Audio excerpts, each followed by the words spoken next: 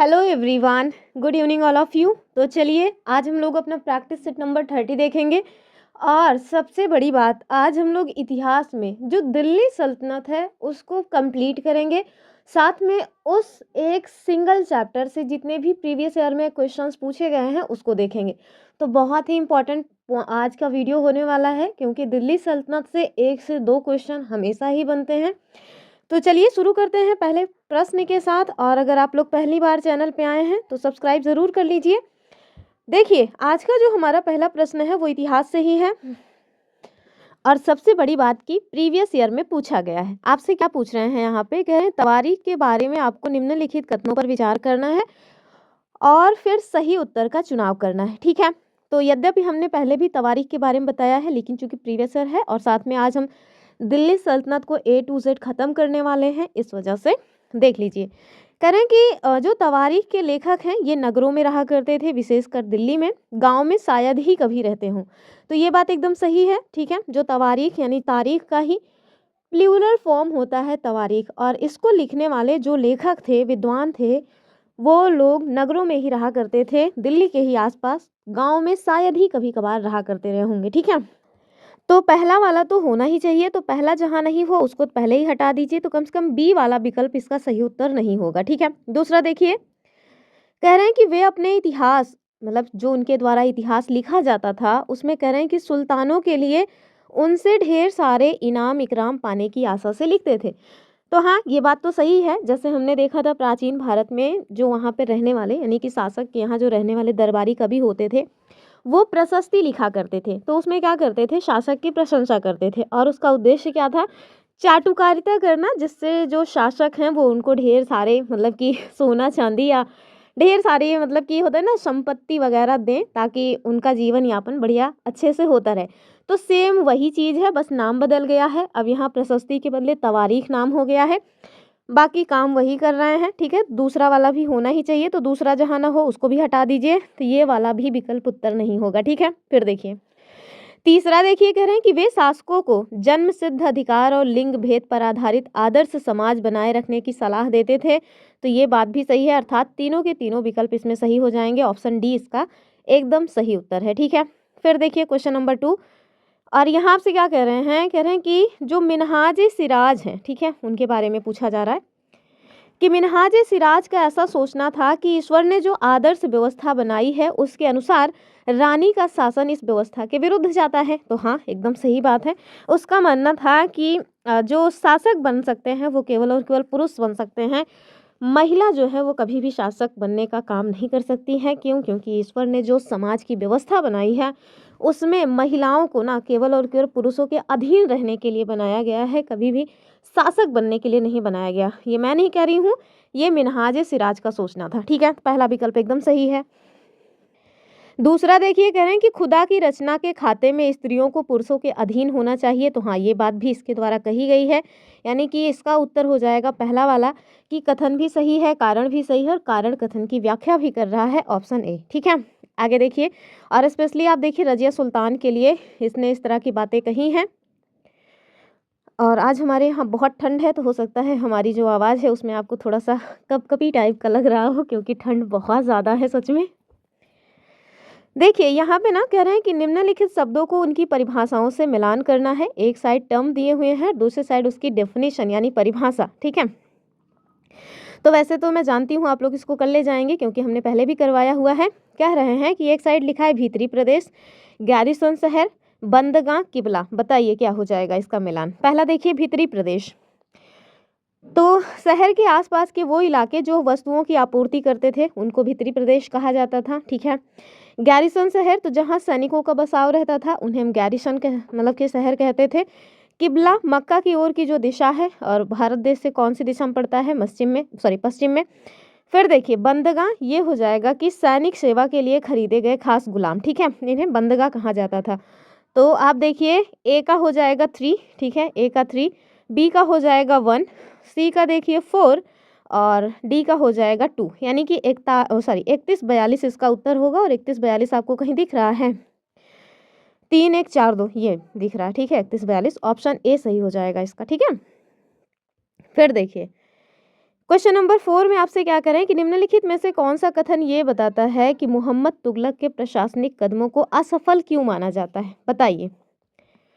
पहला कि उसने विशाल अस्थाई सेना रखने से इनकार कर दिया, तो ऐसी बात नहीं है, उसने विशाल अस्थाई सेना रखने से इनकार नहीं किया था। कह रहे हैं कि दौलताबाद ले जाने से लोग नाराज थे और कर बढ़ाने से बगावत हुई। बात तो सही है, टैक्स बढ़ाने से बगावत तो हुई थी।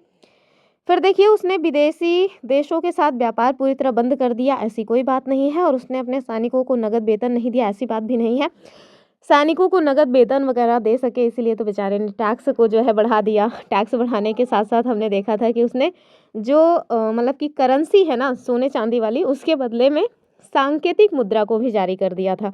तो ये तो नहीं होगा, तो ध्यान रखिएगा, इसका सही उत्तर हो जाएगा कि दौलताबाद, अपनी जो राजधानी है वो दिल्ली से दौलताबाद ले जाने चाह रहे थे और वहाँ ले भी गए, लेकिन दिक्कत हुई क्योंकि गलत टाइम पे ले गए। ठीक है, तो दौलताबाद ले जाने मतलब ले जाए जाने से लोग नाराज थे और टैक्स बढ़ाने से भी बगावत हुई थी। ये इसका उत्तर हो जाएगा ऑप्शन बी वाला। ठीक है, यहाँ देखिए, उसकी जो विफलता के मुख्य कारण है दिए गए हैं। कश्मीर अभियान की विफलता, दौलताबाद ले जाने से लोगों में नाराजगी, गंगा यमुना दोआब में मतलब टैक्स की वृद्धि और उसी टाइम पे पड़ गया अकाल। आगे देखिए, यहाँ आपसे क्या कह रहे हैं कि दिल्ली सल्तनत के संदर्भ में कृषि पर लगने वाले कर को डैश डैश कहा जाता था और ये किसान की उपज का कितना था, ये आपको बताना है। बताइए, क्या खराज कहते थे, जजिया, खुम्स या फिर जकात। हम सभी जानते हैं खराज, और कभी कभी ये 50% तक हो जाता था, ये भी हमने देखा हुआ था। ठीक है, तो चूंकि हमने ना ये जो चैप्टर है क्लास 7 का, इसमें कुछ पॉइंट्स ऑलरेडी देखे हुए हैं, जो बचा खुचा है आज उसको ख़त्म कर देंगे, तो फिर इसी के साथ दिल्ली सल्तनत समाप्त हो जाएगा। जो लोग रेगुलर हमारे साथ जुड़े हुए हैं उनको पता होगा, जो कभी कभी आते हैं उनके लिए ये क्लासेस वैसे भी थोड़ा कम ही समझ आएंगी। बाकी अगर आप लोग एनसीईआरटी कंप्लीट करना चाहते हैं तो फिर समझ क्यों नहीं आएगी। आगे देखिए, अगला जो क्वेश्चन है वो कह रहे हैं कि निम्नलिखित में से किस इतिहासकार या विद्वान का ये कहना था कि योग्य और अनुभवी जो गुलाम होते थे वो बेटों से बढ़कर होते हैं। हमारे पास ऑप्शंस क्या है, इब्न बतूता, ठीक है, ये बिल्कुल भी नहीं थे। मोरक्को के यात्री थे, इनके द्वारा इस तरह की बात नहीं की गई है। अलबरूनी, टोडरमल, इन्होंने मतलब इन लोगों में से किसी ने नहीं कहा, बल्कि जो फारसी में तवारीख लिखने वाले लेखक हैं ना, उनमें से एक व्यक्ति ने इस बात को कहा है। तो ऑप्शन बी इसका उत्तर हो जाएगा। फिर देखिए, कह रहे हैं कि दिल्ली के सुल्तानों के प्रशासन के संबंध में निम्नलिखित कथनों को पढ़िए और सही विकल्प का चुनाव कीजिए। ठीक है, तो ऐसे ही लंबे लंबे क्वेश्चंस दिल्ली के सुल्तानों से बनता है, क्योंकि सारे के सारे क्वेश्चंस प्रीवियस ईयर के ही हैं। पहला देखिए, अलाउद्दीन खिलजी और मोहम्मद तुगलक ने सेना नायकों को भिन्न भिन्न आकार के इलाके के सूबेदार के रूप में नियुक्त किया। दूसरा देखिए, कह रहे हैं कि ये जो इलाके हैं इनको इक्ता कहा जाता था और इन्हें संभालने वाले जो अधिकारी थे उन्हें इक्तादार या फिर मुक्ति कहा जाता था। बताइए कौन सा स्टेटमेंट सही है। तो ध्यान रखिएगा, दोनों स्टेटमेंट सही हो जाएगा, यानी बोथ 1 and 2 आर करेक्ट। आगे देखिए, क्वेश्चन नंबर 8 आपसे क्या कह रहे हैं, कह रहे हैं कि 3 श्रेणियों का विचार सबसे पहले 11वीं शताब्दी के आरंभ में किस देश में सूत्रबद्ध किया गया था। तो ये वाला क्वेश्चन बताइए, हमने देखा हुआ है इंग्लैंड, फ्रांस, स्पेन या फिर जर्मनी। तो जाहिर सी बात है ये फ्रांस हो जाएगा। ठीक है, यानी कि ऑप्शन बी। ठीक, आगे देखिए, और यहाँ पे ना वो जो 3 श्रेणियां हैं उनको बताया गया है। एक श्रेणी है प्रार्थना करने वाले, दूसरे हैं युद्ध करने वाले और तीसरा है खेती करने वाले लोग। ठीक है, आगे देखिए, कह रहे हैं कि दिल्ली का वो कौन सा सुल्तान था जिसने मंगोल क्षेत्र यानी ट्रांस आक्सियाना को जीतने के लिए अभियान की योजना बनाई थी। बताइए, क्या बलबन था, अलाउद्दीन खिलजी, मोहम्मद तुगलक या फिर सिकंदर लोदी, कौन हो जाएगा। तो ध्यान रखिएगा, ये मोहम्मद बिन तुगलक यानी एमबीटी हो जाएंगे। ठीक है, फिर देखिए आगे, यहाँ पे ना एक थोड़ी सी छोटी सी बात है जो आपको पता होना चाहिए कि जो सल्तनत है, यानी जो दिल्ली सल्तनत है, जो हम लोग दिल्ली सल्तनत पढ़ रहे हैं उसकी बात कर रहे हैं कि दिल्ली सल्तनत के इतिहास में पहली बार ऐसा कोई शासक हुआ, और वो कौन थे, मोहम्मद बिन तुगलक, जिन्होंने खुद से आक्रमण यानी कि पहले पहल करने की जो नीति है उसको अपनाया था। बाकी सब लोग क्या कर रहे थे, बाकी सब लोग ना अगर कोई आक्रमण करेगा तो हम अपनी रक्षा करेंगे, और अपनी रक्षा के परिणाम स्वरूप अगर हमें मतलब कि युद्ध करना पड़ा तो करेंगे। अर्थात सारे लोगों ने प्रतिरक्षा पर ध्यान दिया, जबकि जो मोहम्मद बिन तुगलक हैं इन्होंने खुद ही कहा कि हम ही आक्रमण करके मंगोलों को जीत लेंगे। ठीक है, तो ये एक पॉइंट है जो आपको पता होना चाहिए कि दिल्ली सल्तनत के ज़्यादातर जो सुल्तान हैं उनके द्वारा प्रतिरक्षा की नीति अपनाई गई। जैसे भारत देश अभी भी प्रतिरक्षा की ही नीति अपनाता है। ठीक है, वो कहता है कि भाई अगर हम शांत बैठे हैं, हम आपके ऊपर मतलब कि किसी भी तरह से मतलब कहते हैं ना कि युद्ध वगैरह नहीं करेंगे, लेकिन अगर आप हम पर युद्ध किए तो फिर हम छोड़ेंगे भी नहीं, ठीक है। यानी कि अभी तो हम शांति से बैठे हैं, लेकिन अगर आपने हमको छेड़ दिया फिर हम छोड़ेंगे नहीं आपको। तो इस तरह की जो नीति है ये ज़्यादातर दिल्ली सल्तनत के जो सुल्तान है वो अपनाया करते थे। लेकिन उसी में एक बहुत ही वीर शासक हुए, कौन से, मोहम्मद बिन तुगलक, जिन्होंने कहा कि नहीं, हम खुद ही पहल कर देंगे, हम खुद ही आक्रमण करेंगे, ठीक है। चलिए आगे देखिए। यहाँ आपसे क्या कर रहे हैं कि आरंभिक दिल्ली सुल्तान ऊंचे पदों के लिए सामंतों और जमींदारों के स्थान पर अपने विशेष गुलाम यानी बंदगा को रखना क्यों पसंद करते थे। पहला देखिए, कह रहे हैं कि क्योंकि वे पूरी तरह अपने मालिक पर निर्भर होते थे, इसलिए काफ़ी ज़्यादा वो विश्वसनीय थे। कहीं ना कहीं बात तो सही है। फिर देखिए, कह रहे हैं क्योंकि वे अधिक शिक्षित थे। अरे भैया, शिक्षा कहाँ, मतलब कि गुलामों को कौन इतना शिक्षित करेगा। फिर देखिए, कह रहे हैं क्योंकि वो शाही परिवारों से थे। अगर वो शाही परिवारों से होते तो गुलाम क्यों बनते। फिर देखिए, क्योंकि वे मुफ्त में काम करते थे। ऐसी बात नहीं है। अब देखिए, इसका उत्तर हो जाएगा ऑप्शन ए वाला, यानी कि चूंकि पूरी तरह से हम पर ही निर्भर हो तो हमसे बगावत करके जाओगे कहाँ, ये मेन कारण था। आगे देखिए,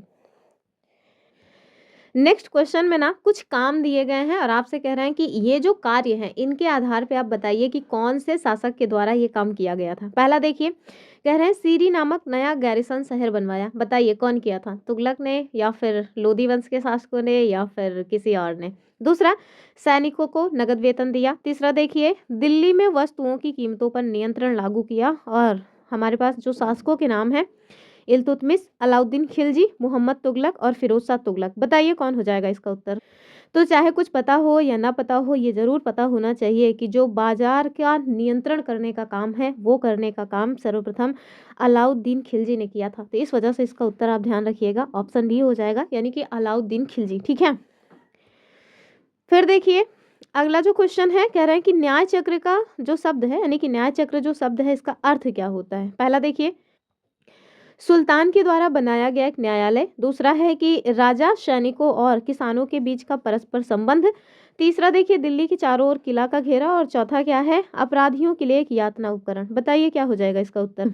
तो देखिए, यातना उपकरण तो वैसे भी नहीं होगा क्योंकि न्याय चक्र की बात हो रही है और ये तो होगा ही नहीं।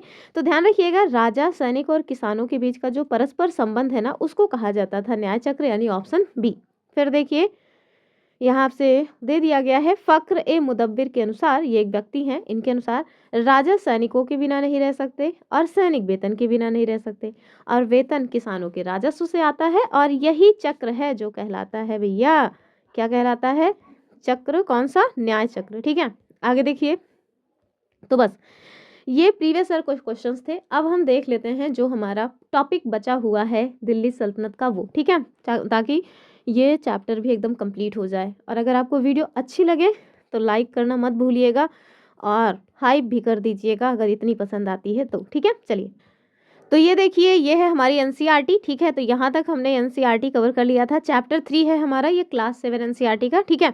जो अन्य पॉइंट बचे हुए हैं अब उन्हें हम लोग देख लेंगे। एमसीक्यू तो जितने बन सकते हैं, जो बन चुके हैं, सब वैसे ही करवा दिए हैं। अब आपको केवल थियरी देखना है, ठीक है, ताकि अगर कुछ और रह जाए तो वो भी आपसे न छूटने पाए। देखिए, जो दिल्ली के सुल्तान हैं उन्होंने उपमहाद्वीप के अनेक शहरों में काफ़ी सारी मस्जिदें बनवाई। और ये जो मस्जिदें उनके द्वारा बनवाई जा रही थी, इसका मेन कारण था ताकि अगर वो इस बात का दावा करते हैं कि वो मुसलमान हैं और इस्लाम धर्म के रक्षक हैं, तो वो दावा जो है वो पूरा होता था इस एक काम की वजह से, जो वो मस्जिदें बनवा रहे थे, ठीक है। आगे देखिए, बाकी ये सब आप खुद देखिएगा। यहाँ देखिए, कह रहे हैं कि मोठ की जो मस्जिद है इसको बनवाने का काम किसने किया था, तो सिकंदर लोदी ने किया था। इस बात को आपको बहुत ध्यान से याद रखना है। फिर देखिए, कह रहे हैं कि जमाली कमाली की जो मस्जिद है, ये देखिए जमाली कमाली की मस्जिद, ये 1520 के आखिरी दिनों में, यानी कि 1520 का जो दशक था उसके आखिरी दिनों में बनवाई गई थी। ये आपको याद रखना है कि जमाली कमाली की मस्जिद 1520 के आखिरी दिनों में बनवाई गई, ठीक है। ये सारे के सारे चित्र वगैरह आपको देखना है खुद से। यहाँ देखिए, कुछ लोग ना पूछ रहे थे कि जो हम लोग, मतलब जो हमारे द्वारा हाईलाइट करके पीडीएफ दी जाती है एनसीईआरटी के बुक की, वो उनको कैसे मिलेगी। मैंने कई बार बताया हो कि उसके लिए आपको हमारा टेलीग्राम चैनल ज्वाइन करना पड़ेगा। टेलीग्राम चैनल पे हम पीडीएफ भेज देते हैं और टेलीग्राम चैनल की जो लिंक है हमारे वीडियो के डिस्क्रिप्शन में आपको मिल जाएगी। तो देखिए, दूसरा जो पॉइंट है वो क्या है, खिलजी और तुगलक वंश के अंतर्गत जो प्रशासन है उस पे नज़दीक से एक नज़र अब हम लोग डालने वाले हैं। चलिए फटाफट देखेंगे। तो देखिए जो दिल्ली सल्तनत है इसके जैसे विशाल साम्राज्य को अगर आप बहुत ढंग से चलाना चाहते हैं तो जाहिर सी बात है कि केवल एक राजा अकेले तो नहीं कर सकता, ठीक है।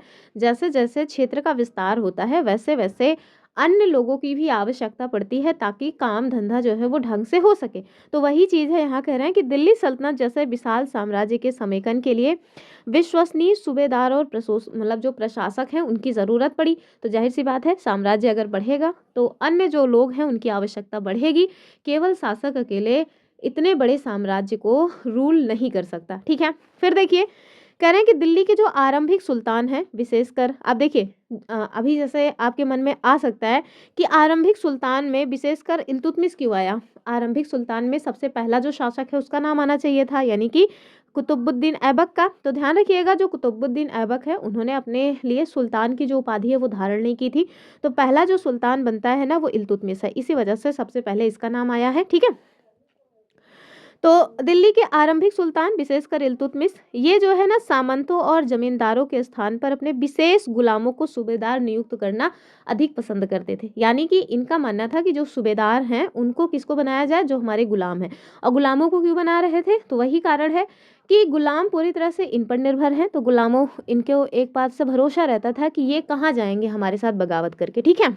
आगे देखिए कह रहे हैं इन गुलामों को फारसी में क्या कहा जाता था, बंदगा। अर्थात फारसी मतलब क्या, फारस में नहीं, फारसी भाषा में इन गुलामों का नाम हुआ करता था बंदगा, या ये कहें कि एक पदवी हुआ करती थी बंदगा, ठीक है। आगे देखिए कह रहे हैं कि इन्हें सैनिक सेवा के लिए खरीदा जाता था, ठीक है। तो बंदगा को किसके लिए खरीदा जाता था, सैनिक सेवा के लिए। अर्थात घरेलू काम के लिए ये जो बंदगा हैं वो नहीं यूज होते थे, ये यूज हुआ करते थे सैनिक वाले काम के लिए। फिर देखिए कहना है कि उन्हें राज्य के कुछ बहुत ही महत्वपूर्ण राजनीतिक पदों पर भी काम करने के लिए बहुत ही सावधानी से प्रशिक्षित किया जाता था। अर्थात प्रशिक्षण देना पड़ता था। बेचारे जो मतलब कि बंदगा हैं वो पहले से ही कहाँ से कुछ सीख के आएंगे, तो फिर प्रशिक्षण देना पड़ता था। कह रहे हैं चूंकि वो पूरी तरह से अपने मालिक पर निर्भर होते थे और यही कारण है कि सुल्तान को इस बात का विश्वास रहता था कि ये हमारे साथ धोखेबाजी नहीं करेंगे। और यही इल्तुतमिश हैं जिन्होंने 40 तुर्क सरदारों को, जो कि इनके गुलाम ही थे, 40 तुर्क सरदारों से मिला करके एक तुर्क चालीसा बनाया हुआ था, ठीक है। और यही तुर्क चालीसा आगे चल करके किसके लिए सबसे बड़ी बाधा बन जाते हैं, रजिया सुल्तान के लिए, ठीक है। क्यों, क्योंकि ये जो बंदगा हैं या ये जो मतलब कि इनके द्वारा बनाया गया एक समूह है, ये लोग अपने मालिक के प्रति तो वफादार रहते थे लेकिन जो उनकी औलाद हुआ करती थी उनके प्रति ये लोग वफादार बिल्कुल नहीं रहते थे, ठीक है। चलिए आगे देखेंगे। यहाँ देखिए एक छोटा सा ग्राफ दिया गया है जिसमें बताया जा रहा है बेटों से बढ़कर गुलाम। तो इसमें कुल मिलाकर के यही बात बताई जा रही है कि कैसे गुलामों को जो शासक थे उनके द्वारा अपने बच्चे की तरह पाला पोसा जाता था, उनको प्रशिक्षित किया जाता था ताकि उनकी अच्छी जो है तकदीर हो सके। तभी तो वो पूरी ज़िंदगी कभी मतलब कि यहाँ पे आगे कह रहे हैं कि तभी पूरी ज़िंदगी में कभी कभी ही ऐसा होता था कि कुछ योग्य और अनुभवी गुलाम मिल पाते थे शासक को, ठीक है। और ये देखिए बुद्धिमानों का ऐसा कहना है कि योग्य और अनुभवी गुलाम बेटों से बढ़कर हुआ करते थे। तो इस बात को याद रखिएगा। जैसे हमने क्वेश्चन पूछा था ना, हमने क्या मतलब पीवाईक्यू में पूछा गया था कि कौन से लेखक के अनुसार कहा गया है, तो ध्यान रखिएगा किसी लेखक का नाम यहाँ नहीं दिया गया है बल्कि ये कहा है कि विद्वान लोग इस तरह की बात करते हैं कि अगर आपके पास योग्य, अनुभवी और ईमानदार गुलाम है तो आप समझिए कि वो आपके लिए बेटों से बढ़कर हैं। फिर देखिए आगे आपसे क्या बता रहे हैं। आश्रित का मतलब क्या होता है, तो जो किसी अन्य व्यक्ति पर निर्भर होता है उसे हम आश्रित कहते हैं, ये तो आप जानते ही होंगे, छोटी सी बात है। यहाँ देखिए खलजी और तुगलक शासक बंदगा का इस्तेमाल करते रहे और साथ ही अपने पर आश्रित जो निम्न वर्ग के लोग हैं इनको भी ऊंचे राजनीतिक पदों पर बैठाते रहे। मतलब ऐसा नहीं है कि जो निम्न वर्ग के लोग हैं वो हमेशा ही निम्न पदों पर ही रहेंगे, ऐसा नहीं है। इनके द्वारा उन्हें ऊंचे पदों पर भी बैठाया गया। फिर देखिए कौन है वो, नाम याद रखिएगा, खिलजी और तुगलक शासक। आगे देखिए ऐसा लोगों को सेनापति और सूबेदार पद पे बैठा दिया जाता था। अर्थात जो ऐसे लोग थे उनको कहाँ पे पदवी मिल जाती थी, सेनापति भी वो बन सकते थे, सूबेदार भी बन सकते थे।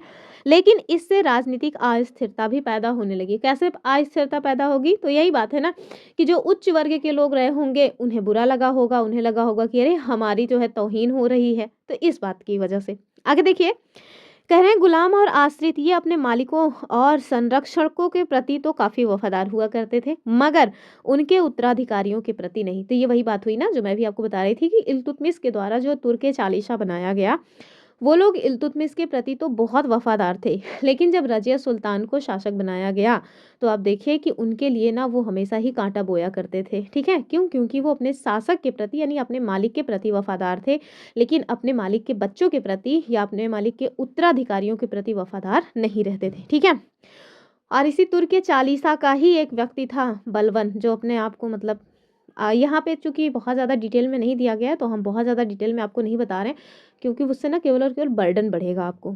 आगे देखिए, कह रहे हैं कि जो नए सुल्तान आते थे उनके अपने नौकर हुआ करते थे, और परिणाम स्वरूप किसी नए शासक के सिंहासन पर बैठते ही प्रायः जो नए और पुराने सरदार हैं उनके बीच टकराहट स्टार्ट हो जाती थी। तो ये तो हमेशा ही होता रहा है, आगे भी होता रहेगा।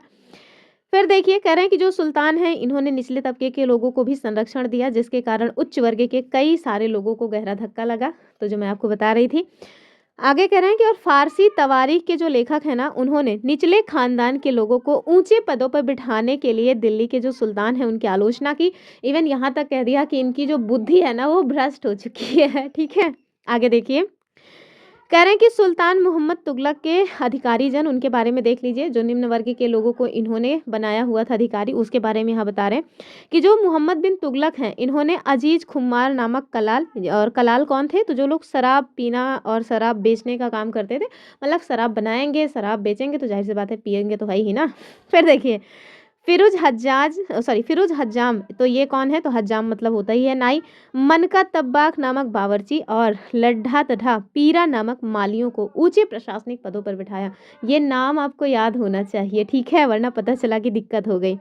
फिर आगे चल के 14वीं शताब्दी में जो जियाउद्दीन बर्नी है ना, उन्होंने कहा कि ये जो मोहम्मद बिन तुगलक के द्वारा निचले तबके के लोगों को ऊंचे प्रशासनिक पदों पर बिठाया गया है, ये आप समझ लीजिए कि मोहम्मद बिन तुगलक का जो विवेक है, जो बुद्धि है ना, उसके नाश का ही ये मतलब कि उदाहरण है। ठीक है, आगे देखिए, यहाँ आपसे कह रहे हैं कि पहले वाले सुल्तानों की ही तरह तो जो मतलब खलजी और तुगलक शासक हैं इन्होंने भी अपने सेना नायकों को भिन्न भिन्न आकार के इलाकों के सूबेदार के रूप में नियुक्त किया। मतलब वही प्रक्रिया चलती रही जो इसके पहले के शासक चलाते रहे थे। फिर देखिए, आगे कह रहे हैं कि ये जो इलाके हैं ना, इनको कहा जाता था इक्ता। नाम याद रखिएगा कि ये जो इलाके हैं यानी इलाकों को इक्ता कहा जाता था, और उन्हें संभालने वाले लोगों को ही इक्तादार या मुक्ति कहा जाता था। तो ये पद आपसे पूछा जाता है कि इक्तादार और मुक्ति ये कौन थे? तो भाई इक्ते को संभालने वाले लोग, और इक्ता क्या है? तो बस क्षेत्र है।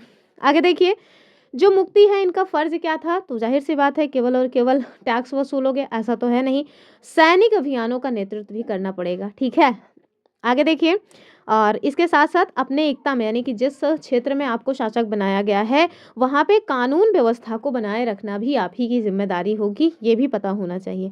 और साथ में अपनी सैनिक सेवाओं के बदले वेतन के रूप में जो मुक्ति हैं वो अपने इलाकों से टैक्स वगैरह वसूल किया करते थे। तो मैंने बताया ना कि आपको केवल टैक्स ही वसूलने की छूट नहीं मिलेगी, सैनिक जो मतलब की सेवा है वो भी देनी पड़ेगी, और जिन सैनिकों को आप रखोगे उनको प्रशिक्षण देने से लेकर के उनका वेतन देने तक का काम आपको खुद करना पड़ेगा। आगे देखिए, और ये जो टैक्स से मिलेगा उसी से ये लोग अपना सैनिकों को तनख्वाह वगैरह देते थे। जाहिर सी बात है अपने घर से कहाँ से देंगे। फिर देखिए, कह रहे हैं मुक्ति लोगों पर काबू रखने का सबसे प्रभावी तरीका क्या था कि ऐसा ना हो कि जो मुक्ति हैं वो इतना ज़्यादा ताकतवर बन जाएं कि आने वाले टाइम में शासक को ही कहने लगे कि चलो हटो तुम, अब हम शासक बनेंगे। तो इसके लिए क्या होता था कि जो ये पद है ना उसको वंशानुगत नहीं रहने देते थे। ऐसा नहीं था कि पापा अगर मुक्ति थे तो बच्चा भी मुक्ति हो जाएगा, नहीं। उसको ना ये था कि थोड़े टाइम के लिए तुम रखो बेटा, अगर तुम्हारे चाल ढाल हमको जरा सी भी इधर उधर दिखे तो हम तुमको हटा देंगे। तो कुल मिला के इतनी सी बात थी। आगे देखिए, अलाउद्दीन जो मतलब कि सुल्तान अलाउद्दीन जो खिलजी हैं और साथ में मोहम्मद बिन तुगलक, इन्होंने अपने शासनकाल में जो नौकरी है इनके इन कठोर नियमों को थोड़ा मतलब कि ज़्यादा ही सख्ती से पालन किया। मुक्ति लोगों के द्वारा जो एकत्र किए गए राजस्व है इसकी रकम का हिसाब लेने के लिए इन्होंने राज्य के द्वारा लेखा अधिकारी नियुक्त किए। तो किनके द्वारा नियुक्त किया गया ये आपको हमेशा याद रहना चाहिए, अलाउद्दीन खिलजी और मोहम्मद बिन तुगलक के समय। आगे देखिए, कह रहे हैं इस बात का ध्यान रखा जाता था कि जो मुक्ति हैं वो राज्य के द्वारा निर्धारित टैक्स ही वसूलें और तय संख्या के अनुसार ही सैनिक रखें। यानी कि ऐसा ना हो कि शासक की पीठ पीछे आपने सैनिकों की एक बहुत बड़ी सेना तैयार कर ली और फिर पहुंच गए दिल्ली पे ही आक्रमण करने के लिए, तो ऐसा ना होने पाए। ठीक है, आगे देखिए, आगे आपको बता रहे हैं कि जब दिल्ली के सुल्तान जो है, इन्होंने शहरों से दूर जो आंतरिक इलाके हैं इनको भी अपने अधिकार क्षेत्र में ले लिया, तो उन्होंने क्या किया, उन्होंने जो भूमि के स्वामी और सामंत थे तथा जो अमीर जमींदार थे इनको भी अपने आगे झुकने के लिए बाध्य कर दिया। लेकिन आगे आप देखेंगे कि ये जो मतलब झुकने वाली प्रक्रिया है ना, बहुत ज़्यादा टाइम तक चल नहीं पाती है। आगे आपको बता रहे हैं कि अलाउद्दीन खिलजी के टाइम पीरियड में जो भू राजस्व था, यानी कि भूमि से निकलने वाला जो टैक्स था, उसके निर्धारण और वसूली के काम को राज्य के द्वारा अपने ही नियंत्रण में ले लिया गया। अब जब राज्य खुद जो है टैक्स वसूल करेगा, तो ये जो सामंत, अमीर, जमींदार वगैरह थे, इन लोगों का तो पत्ता गोल हो गया क्योंकि ये लोग बहुत लूटपाट किया करते थे इसी टैक्स के थ्रू। आगे देखिए, कह रहे हैं स्थानीय सामंतों से कर लगाने का अधिकार भी छीन लिया। मतलब ना तुम अधिकार, मतलब कि जो स्थानीय सामंत थे उनको बोल दिया गया कि अब ना तो तुम किसानों के ऊपर टैक्स लगाओगे और ना ही तो तुम टैक्स वसूलोगे, अर्थात तुम लोग भी भीख का कटोरा लेकर के किसानों की तरह भटको। आगे देखिए, ये देखिए, बल्कि स्वयं उन्हें भी कर चुकाने के लिए बाध्य कर दिया। तो ये बात बहुत याद रखना है आपको। ठीक है, आगे देखिए, कह रहे हैं कि सुल्तान के प्रशासकों ने जमीन की पैमाइश की और उसका बड़ी ही सावधानी से हिसाब भी रखने लगे। कुछ पुराने सामंत और जमींदार राजस्व के निर्धारण और वसूली अधिकारी के रूप में सल्तनत की नौकरी करने लगे। ठीक है, अब जैसे अभी तक क्या कर रहे थे, अभी तक टैक्स वसूल के अपने आप को बड़का जमींदार समझ रहे थे, अब देखिए वहां नौकरी करने की नौबत आ गई। कह रहे हैं इस समय 3 तरह के टैक्स थे और उन तीनों टैक्सों का नाम आपको याद रखना है। एक तो एग्रीकल्चर पे जो टैक्स लगता था जिसका नाम था खराज। ठीक है, और ये कभी कभी ना किसान की उपज का 50% तक ले लिया जाता था, अर्थात अगर 2 बोरी तुम्हारे अनाज उगाया है तो 1 बोरी तो तुम टैक्स ही दे दो। ठीक है, बहुत महंगा था भाई। फिर देखिए, कह रहे हैं कि जो मवेशी हैं उन पे भी कर लगता था, और मवेशी पे कर किस तरह से लगता था, जो आप उनको चराने वगैरह के लिए जाते हो ना, तो वो चराई कर टाइप का, और साथ में घर पे घराई कर लग जाता था। तो ये 3 प्रकार के मुख्य टैक्स थे, आपको याद रखना है। कृषि पर जिसे खराज कहा जाता था, और मवेशियों पर और घरों पर। ठीक है, और ये आपको हमेशा याद रहना चाहिए कि खराज कभी कभी 50% तक हो जाता था। फिर देखिए आगे, आगे आपको बता रहे हैं कि आपको ये बात भी पता होना चाहिए कि उपमहाद्वीप का काफ़ी बड़ा हिस्सा था। तो आप देखिए कि इनका जो काफ़ी बड़ा हिस्सा था ना, वो दिल्ली के सुल्तान जो थे उनके अधिकार क्षेत्र से बाहर ही आता था। अर्थात ऐसा नहीं था कि इन्होंने पूरे के पूरे भारत पे ही कब्जा कर रखा हुआ था, एकदम केंद्रीकृत शासन था, तो ऐसी बात नहीं थी। आगे देखिए, दिल्ली से बंगाल जैसे जो सुदूर प्रांत थे उनका नियंत्रण कठिन था। अब ये दिल्ली है, यहाँ देखिए कहीं बंगाल है, पश्चिम बंगाल भारत के नक्शे में आप देखिएगा, तो दिल्ली में बैठ कर यहाँ पे आराम से तो नियंत्रण रखना, मतलब कि आराम तो होगा नहीं, मुश्किल तो था ही। कह रहे हैं कि और दक्षिण भारत की विजय के तुरंत बाद ही आप देखिए कि वो क्षेत्र फिर से स्वतंत्र हो गए। यानी कि भले ही आप दिल्ली से आक्रमण करके दक्षिण भारत को जीत तो लिए, ठीक है, और साथ में बंगाल में भी अपना शासन कायम तो कर लिया, लेकिन यहाँ पे यानी बंगाल में शासन करना बहुत मुश्किल था, और साथ में दक्षिण भारत में जिनको आपने जीता, कुछ देर बाद ही वो फिर से अपने आप को स्वतंत्र शासक के रूप में घोषित कर दिए। आगे देखिए, कह रहे हैं कि यहाँ तक कि गंगा के जो मैदानी इलाके हैं, यहाँ पर भी जो घने जंगलों वाले क्षेत्र थे, उनमें पैठनों में सुल्तान की सेनाएं अक्षम रही। मतलब कि यहाँ पर भी ये बहुत अच्छा अपना जो है नियंत्रण स्थापित नहीं कर सके। आगे देखिए, कह रहे हैं जो स्थानीय सरदार हैं इन्होंने इन क्षेत्रों में अपना शासन जमा लिया, यानी कि जो वहाँ के पहले से ही सरदार वगैरह थे उन्होंने कहा कि बस हम ही हैं शासक, हमारा वचन ही है शासन। ठीक है, फिर देखिए, अलाउद्दीन खिलजी और मोहम्मद तुगलक इन इलाकों पर जोर जबरदस्ती अपना अधिकार जमा तो लेते थे, लेकिन बस थोड़े ही टाइम तक। ठीक है, तो इनका नाम आपको याद रखना है कि जो मतलब कि खिलजी और तुगलक थे, अलाउद्दीन खिलजी और मोहम्मद बिन तुगलक, इन लोगों ने यद्यपि इन सारे क्षेत्रों पे अधिकार तो जमाए, लेकिन बहुत ही थोड़े टाइम के लिए, क्योंकि ये लोग जीत करके आते थे, पीछे पीछे वो लोग अपना फिर से स्वतंत्रता घोषित कर देते थे कि हम तो स्वतंत्र शासक हैं। ठीक है, चलिए, यहाँ आपसे कह रहे हैं कि सरदार और उनकी किलेबंदी। तो जो अफ्रीका से हमारे यहाँ आए थे यात्री, कौन नाम क्या था उनका, इब्न बतूता, उन्होंने ये सारी बातें बताई हैं। और इसमें आपको ये पता होना चाहिए कि भारत में जो बांस है वो पोला नहीं हुआ था, अर्थात खोखला बांस भारत देश में नहीं पाया जाता था, ये आपको याद रखना है। और ये सारे पॉइंट आप ध्यान से देख लीजिएगा, क्योंकि हो सकता है पूछ लें ये वाली जो लाइन है ये किसके द्वारा बताई गई है। जैसे मैं कुछ बता देती हूँ कि चट्टानी ऊबड़ खाबड़ पहाड़ी इलाकों में किले बना करके रहते थे कौन, सरदार। ठीक है, और कभी कभी कभी बांस के झुरमुटों में भी इनके द्वारा अपना जो बसेरा है वो रखा जाता था। भारत देश में जो बांस हुआ करता था वो पोला नहीं होता था और ये काफ़ी बड़ा होता था, तो आज भी काफ़ी बड़ा ही होता है। और वही चीज़ बता रहे हैं कि इसके अलग अलग हिस्से आपस में इस तरह से गुथे होते थे कि उन पर आग का असर भी नहीं होता था। कुल मिलाकर के बहुत मजबूत हुआ करते थे। और जो सरदार जंगलों में रहते थे वो इनके लिए किले की प्राचीर का काम करते थे। प्राचीर इट मीन्स दीवार, ठीक है। कह रहे हैं कि इस दीवार के घेरे में ही जो उनके मवेशी हैं वो और उनकी जो फसल वगैरह है वो रहती थी, और अंदर ही पानी का भी जुगाड़ रहता था। और अब ये जुगाड़ कहाँ से हुआ, तो जो बारिश वगैरह होती थी वो लोग अपना उस पानी को संचय करके रखते थे। कह रहे हैं इसलिए उन्हें प्रबल बलशाली सेनाओं के बिना हराया नहीं जा सकता था, और ये सेनाएं जंगल में घुसकर खास तौर से तैयार किए गए औजारों से बांसों को काट डालती हैं। तो कुल मिलाकर के यहाँ पे किसके द्वारा ये बातें बताई गई हैं, इसका आपको नाम याद रखना है, इब्न बतूता, ठीक है। बचा क्या हमारे पास, थोड़ा सा ही और बचा हुआ है। यहाँ देखिए चंगेज खां के बारे में बता रहे हैं कि जो चंगेज खां है ये कौन था, तो भैया मतलब कि मंगोल आक्रांता था। 1219 में इसने उत्तर पूर्वी ईरान में ट्रांस आक्शियाना, जो कि वर्तमान के उज्बेकिस्तान में है, वहां पे हमला किया, ठीक है। कब, 1219 में।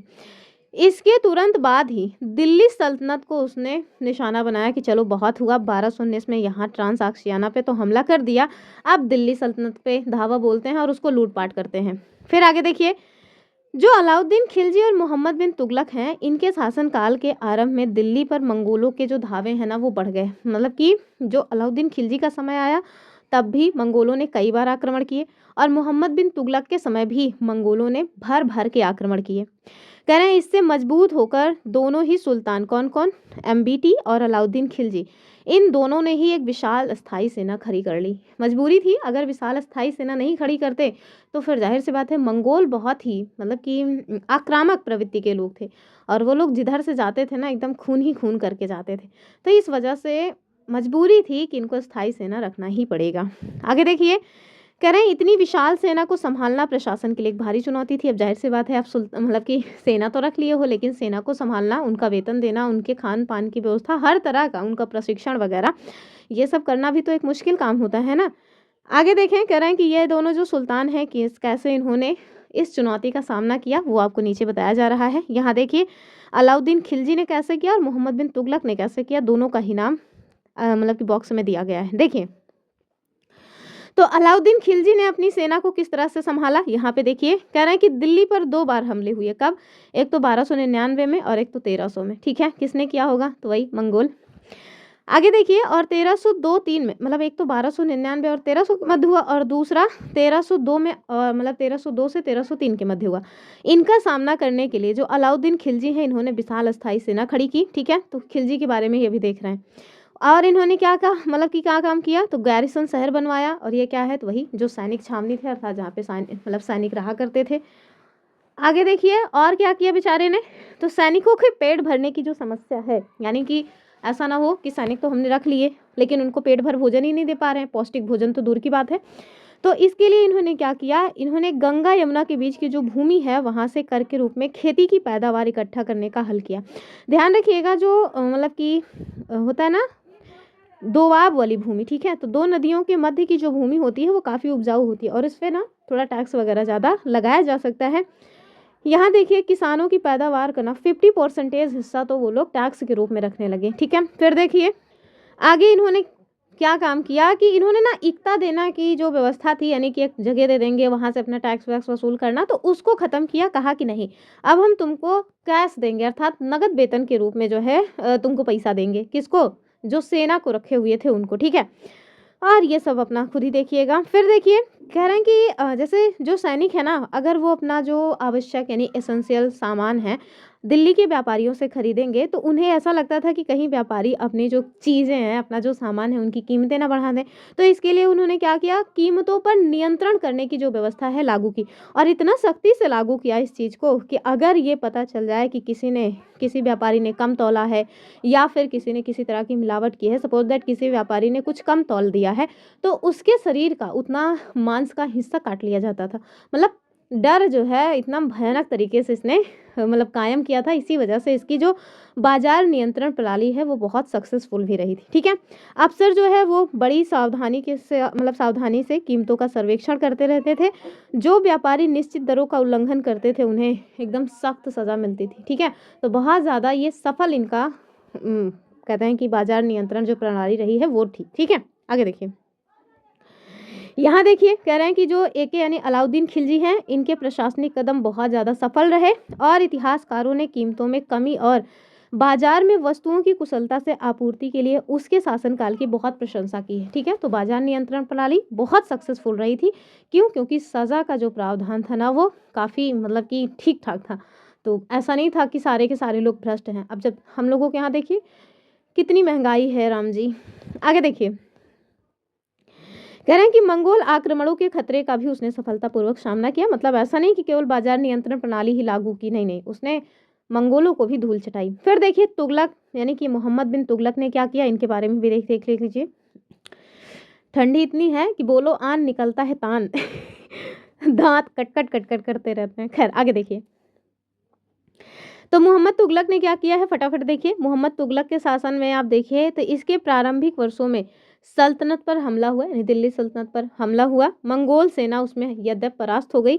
जो मोहम्मद तुगलक है इन्होंने अपनी सेना की शक्ति और संसाधनों का मतलब कि इतना उनको विश्वास था कि उन्होंने ट्रांसआक्शियाना पर आक्रमण की योजना बना ली। तो अभी हम जो क्वेश्चन आपको करवा रहे थे कि वो कौन शासक है जिसने खुद ही आक्रमण करने की योजना बनाई, तो यही है मोहम्मद बिन तुगलक। ठीक है, एक अस्थाई सेना तैयार करना उसका एक आक्रामक कदम था। उसने कहा कि बस बहुत हो गया, बहुत मंगोल जो है चूहे बिल्ली का खेल खेल चुके हैं, अब हम खुद ही अपनी अस्थाई सेना रखेंगे और आक्रमण खुद करेंगे। ठीक है, आगे देखिए, कह रहे हैं नया गैरिसन शहर बनाने के स्थान पर उसने दिल्ली के दिल्ली के 4 शहरों में से सबसे पुराने शहर जिसका नाम क्या था, दिल्ली ए कुन्हा, यहाँ के निवासियों को खाली करवाकर वहाँ सैनिक छावनी बना दी। पुराने शहर के जो निवासी हैं ना उनको दक्षिण में बनी जो राजधानी दौलताबाद था वहां भेज दिया। तो आप सोचिए लोग गुस्सा नहीं होंगे तो क्या इसकी पूजा करेंगे। चलिए आगे देखिए,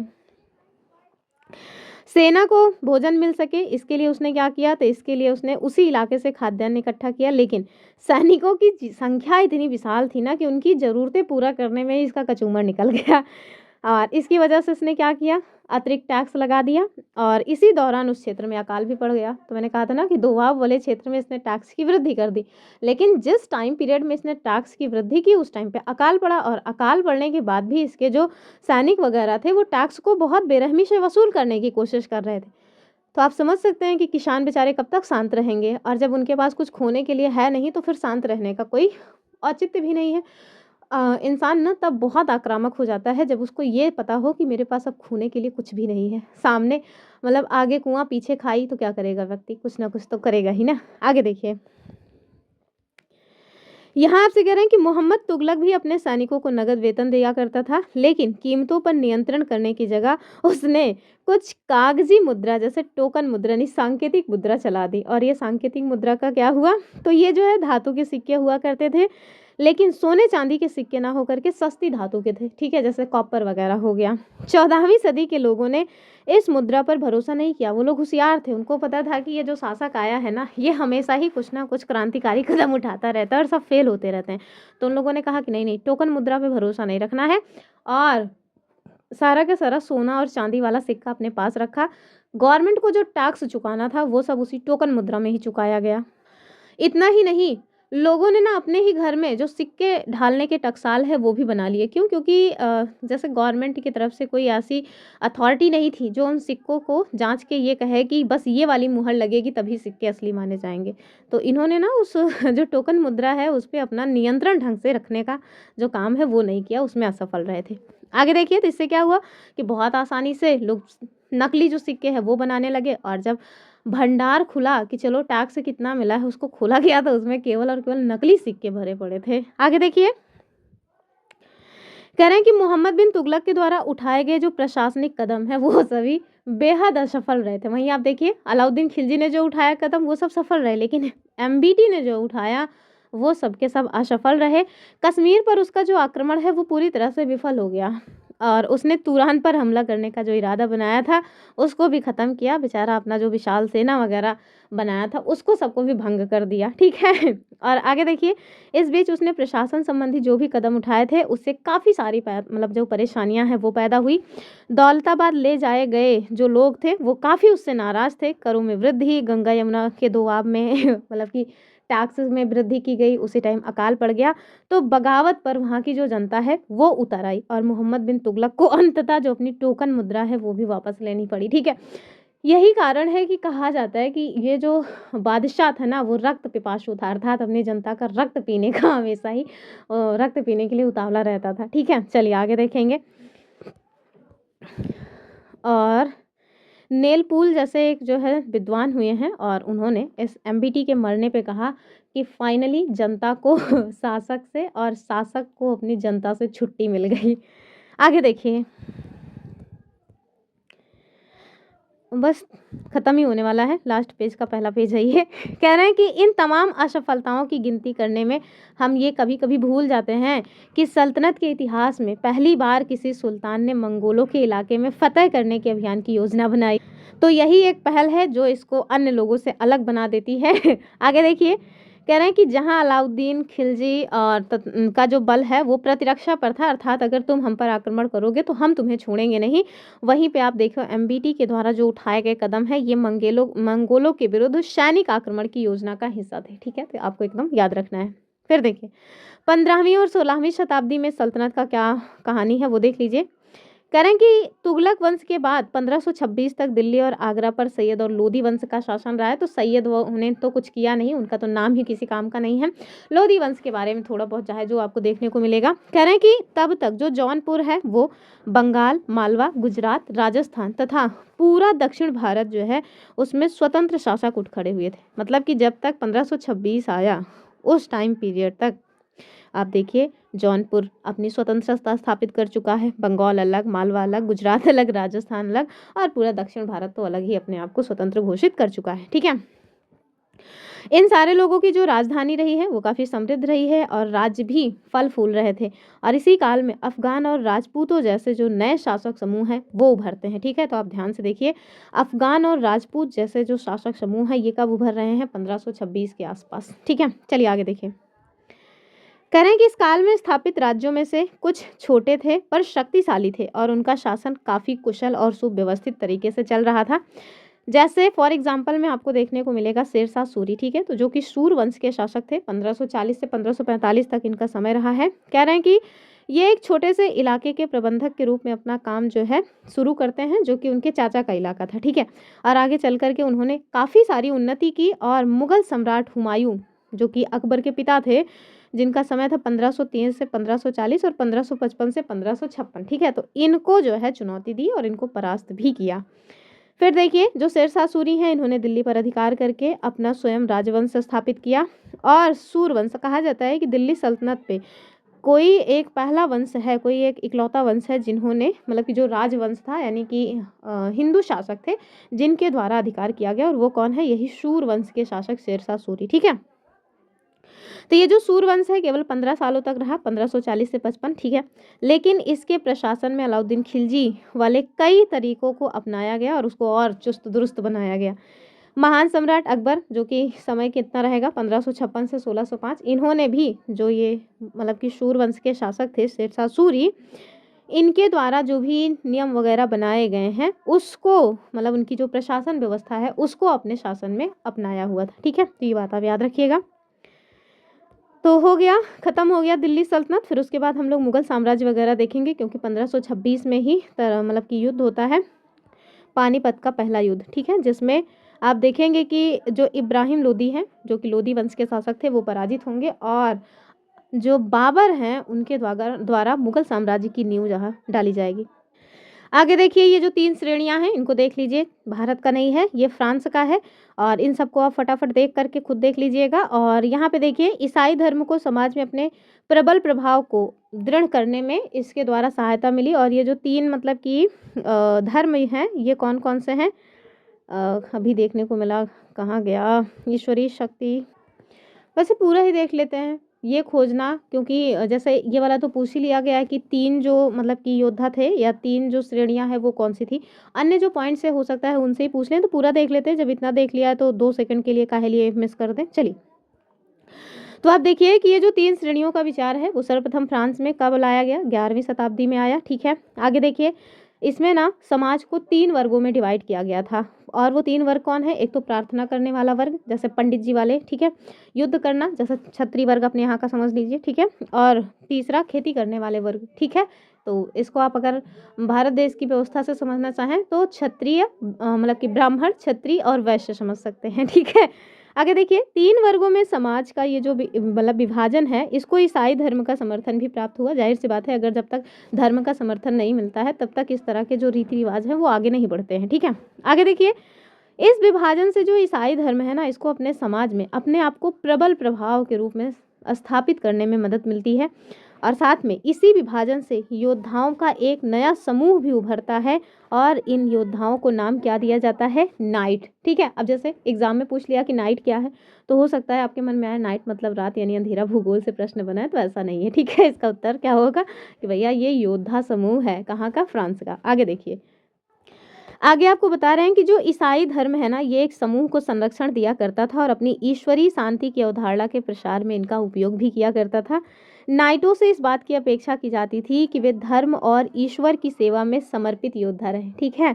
तो ये धर्म और ईश्वर की सेवा ये हर जगह चलता रहा है, ऐसा नहीं कि केवल भारत में ही दिखा है। कोशिश ये रहती थी कि इन योद्धाओं की जो आपसी लड़ाई है, ये लोग आपस में लड़ाई वड़ाई ना करें, बल्कि उन मुसलमानों के विरुद्ध युद्ध करें जिन्होंने यरूशलेम शहर पर कब्जा किया हुआ है। बताइए फौरन, यरूशलेम क्यों महत्वपूर्ण है? 3 धर्मों के लिए ये यरूशलेम जो स्थान है वो बहुत महत्वपूर्ण है, जिसमें ईसाई धर्म है, मुस्लिम धर्म है और यहूदी धर्म है। बताइए ऐसा क्या है जो मतलब कि यरूशलेम इन तीनों लोगों के लिए ही पवित्र स्थल है।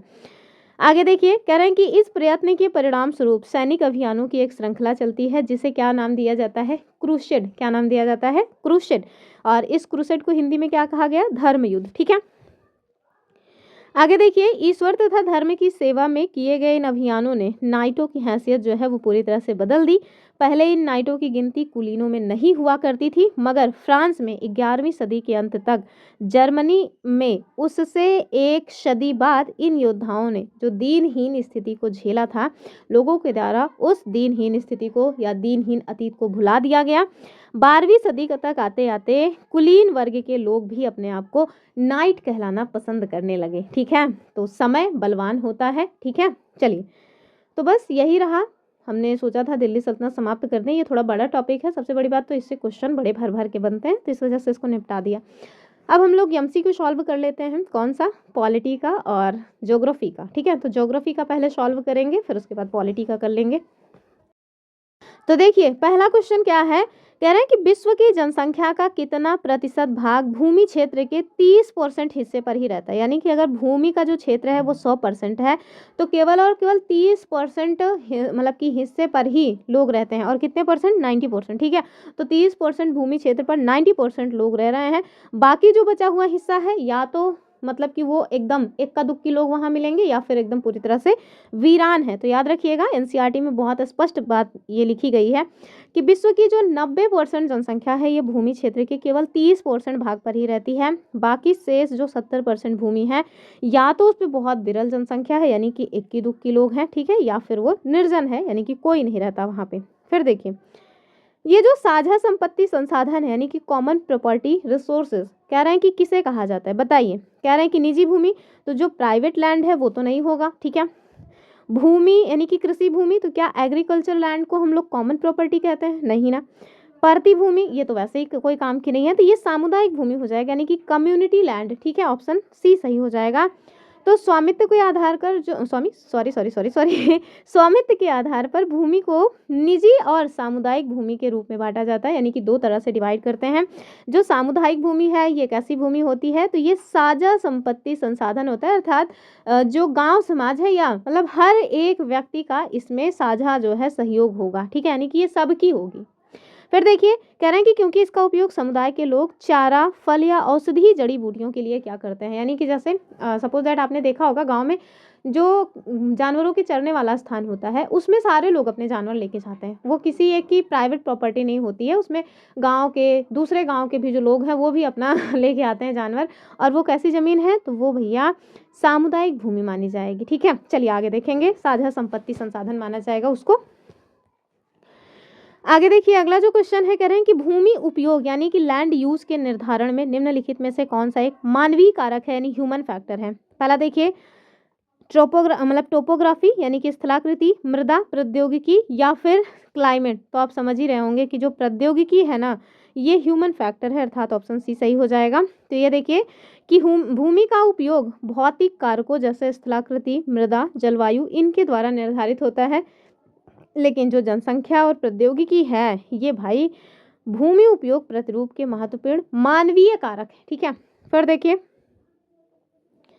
यहाँ क्या कह रहे हैं, मृदा निर्माण के संबंध में अपक्षय का क्या अर्थ होता है, तो यानी जो टूट फूट है उसी की बात हो रही है। कह रहे हैं कि मृदा का एक स्थान से दूसरे स्थान पर जाना, तो अगर मिट्टी एक स्थान से दूसरे स्थान से मूव कर रही है तो क्या हम कहेंगे उसका अपक्षय हो रहा है। दूसरा देखिए तापमान परिवर्तन और तुषार क्रिया के द्वारा सैलों का टूटना, तो बस टूट फूट अगर दिखा तो समझ लीजिए कि वो अपरदन या अपक्षय की बात हो रही है, अर्थात इसका उत्तर हो जाएगा ऑप्शन बी वाला। ठीक है, तो मृदा का अपरदन, तापमान परिवर्तन यानी टेम्परेचर चेंज हुआ, तुषार क्रिया हुई, इसके मतलब कि इसकी वजह से जो शैल है वो टूट फूट जाती है और इसी को हम लोग कह देते हैं मृदा का अपक्षय हुआ है। तो यहाँ देखिए तापमान परिवर्तन, तुषार क्रिया, पौधों या प्राणियों और मनुष्यों के जो क्रियाकलाप हैं इनके द्वारा जो शैल है इनका टूटना ही अपक्षय कहलाता है। ठीक है, आगे देखिए जो हमारा अगला क्वेश्चन है, कह रहे हैं कि मृदा निर्माण में मतलब मृदा निर्माण के कारकों में समय यानी टाइम जो है वो क्या निर्धारित करता है, बताइए।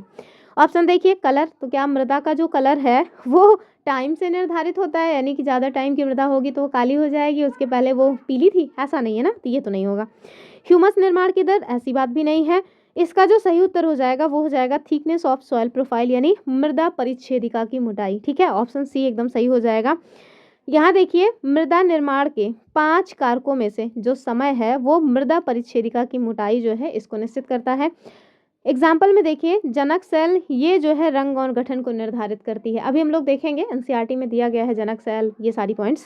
कह रहे हैं कि जबकि जो जलवायु है ये ह्यूमस निर्माण की दर को प्रभावित करने में इम्पॉर्टेंट होती है। ठीक है, तो ह्यूमस निर्माण की जो दर है उसको कौन प्रभावित करता है, ये होता है जलवायु। आगे देखिए कह रहे हैं कि भूस्खलन यानी लैंडस्लाइड को रोकने का सबसे प्रभावी तरीका कौन सा है, ये आपको बताना है। तो बताइए क्या रक्षक मेखला है, वनस्पति आवरण में वृद्धि है, मल्चिंग है या फिर रासायनिक उर्वरक है। बताइए आपको ना लैंडस्लाइड रोकने के लिए बताना है कि कौन सा सबसे प्रभावी तरीका है। तो इसका जो सबसे सही उत्तर हो जाएगा वो हो जाएगा इंक्रीज इन वेजिटेशन कवर, यानी वनस्पति के आवरण में वृद्धि कर दी जाए तो जो लैंडस्लाइड है वो रुक सकते हैं। ऑप्शन बी सही हो जाएगा। तो भूस्खलन को रोकने का जो सबसे प्रभावी तरीका होता है वो है कि वनस्पतियों के आवरण में वृद्धि कर दें, यानी कि बहुत ज़्यादा पेड़ पौधे लगा दें, क्योंकि जो पेड़ पौधे हैं ना ये मिट्टी की जड़ों को पकड़ के रखते हैं, मतलब मिट्टी को जो है जकड़ के रखते हैं, आप मजबूती से पकड़ के रखते हैं, जिससे कटाव कम होता है मिट्टी का। आगे देखिए कह रहे हैं निम्नलिखित कथनों पे आपको विचार करना और सही विकल्प चुनना है। पहला देखिए उर्वर मैदानों और नदी घाटियों में कृषि के लिए उपजाऊ भूमि उपलब्ध है, ठीक तो लग रहा है। कह रहे हैं ये स्थान विश्व के सघन बसे क्षेत्र हैं, आपको बताना है कौन सा उत्तर हो जाएगा। तो जाहिर सी बात है एकदम सकारात्मक जैसे ही दोनों ही दिख रहे हैं तो दोनों ही सही हो जाएगा, यानी कि उर्वर मैदान और नदी घाटियों में कृषि के लिए उपयुक्त भूमि उपलब्ध है, ये बात एकदम सही है। और यही कारण है कि ये स्थान विश्व के सघन बसे क्षेत्र होते हैं, तो इसका मतलब है कि कथन भी सही है, कारण भी सही है। कारण जो है वो कथन की सही व्याख्या भी कर रहा है।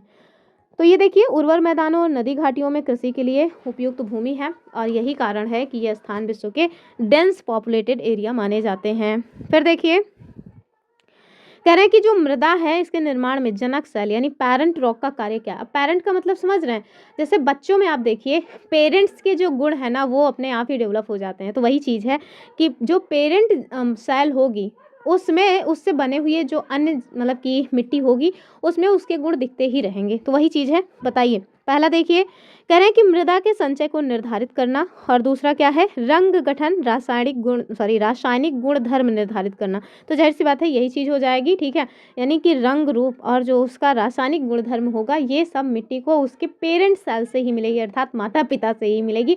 जिस मिट्टी से उस मिट्टी का निर्माण हुआ है वहीं से उसको ये सारी चीज़ें मिलती हैं, ठीक है। तो इसका उत्तर हो जाएगा ऑप्शन बी वाला। आगे देखिए, और ये आपको बता रहे हैं कि जो पेरेंट रॉक है, ये जो है ना, मृदा के रंग गठन, रासायनिक गुणधर्म, खनिज मात्रा और पारगम्यता को निर्धारित करने का काम करती है। मैं यहाँ क्लास रिकॉर्ड कर रही हूँ, मेरे बगल में जो भयानक झगड़ा चल रहा है, मेरा मन कर रहा है मैं जाके देख के आऊँ क्या मज़ा है, और फिर सोच रही हूँ क्लास रिकॉर्ड करना ज़रूरी है, इस वजह से उस मज़े को छोड़ना पड़ रहा है। आगे देखिए, आगे कह रहे हैं कि केवल 1 सेंटीमीटर मृदा को बनने में कितना समय लगता है, बताइए। क्या 10 वर्ष लगते हैं? नहीं, ये तो बहुत कम समय है।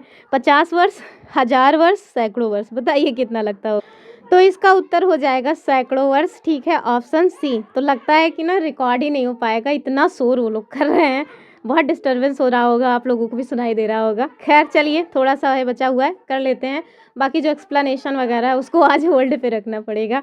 तो देखिए भाई, ये एक रोचक तथ्य है कि केवल 1 सेंटीमीटर जो मृदा है ना, इसको बनने में सैकड़ों वर्ष लग जाते हैं, ठीक है। 1-2 दिन का ये काम नहीं है, मतलब सैकड़ों वर्ष लग जाते हैं, और हम लोग मिट्टी को कैसे बर्बाद करते रहते हैं। फिर देखिए, कह रहे हैं कि जो लैंड कंजर्वेशन है, इसके लिए निम्नलिखित में से कौन सी विधि उपयुक्त है, ये आपको बतानी। पहला देखिए, कह रहे हैं मतलब कि वनों का उन्मूलन, जिसका मतलब हुआ कि वनों की जो कटाई वगैरह हो रही है वो। दूसरा, अतिचारण, यानी कि जानवरों के द्वारा जो बहुत ज़्यादा चर लिया जा रहा है वो। रासायनिक कीटनाशकों का विनियमित उपयोग। और चौथा क्या है, उर्वरकों का अत्यधिक उपयोग। आपसे कह रहे हैं कि भूमि का आपको संरक्षण करना है, तो अगर आपको संरक्षण करना है तो कौन सी विधि आप अपनाएंगे। जाहिर सी बात है, अगर आप वनों को काट पीट रहे हैं, वनों को एकदम खत्म कर दे रहे हैं, तो फिर ये आप ना भूमि को बचाने का काम नहीं कर रहे हैं, भूमि के विनाश की ओर आगे बढ़ रहे हैं, तो ये तो होगा नहीं। और जो पशुओं का बहुत ज़्यादा चराई वाला काम है वो भी मिट्टी को कमज़ोर करता है, तो ये भी नहीं होगा। बचेगा क्या, कि आप जो रासायनिक कीटनाशक हैं उनका उपयोग बहुत सीमित मात्रा में करें, बहुत अंधाधुंध तरीके से ना करें, अर्थात ऑप्शन सी सही हो जाएगा, ठीक है। तो देखिए, भूमि संरक्षण के लिए वन रोपण, भूमि उद्धार और रासायनिक कीटनाशकों और उर्वरकों के विनियमित उपयोग जो है, और अतिचारण पर रोक जैसी जो विधियां हैं वो अपनाई जा सकती हैं, ठीक है। तो 10 क्वेश्चंस हमने देख लिए, किसका, ज्योग्राफी का। चलिए देख लेते हैं, झगड़ा कुछ शांत हो गया है, अब लोग एनसीईआरटी में भी देख लेंगे इसको। तो देखिए, ये है हमारा एनसीईआरटी क्लास 8 ज्योग्राफी का चैप्टर नंबर 2, यहीं से वो क्वेश्चंस बने हुए हैं। चैप्टर का नाम जाने रहिए, भूमि, मृदा, जल, प्राकृतिक वनस्पति और वन्य जीव संसाधन, ठीक है।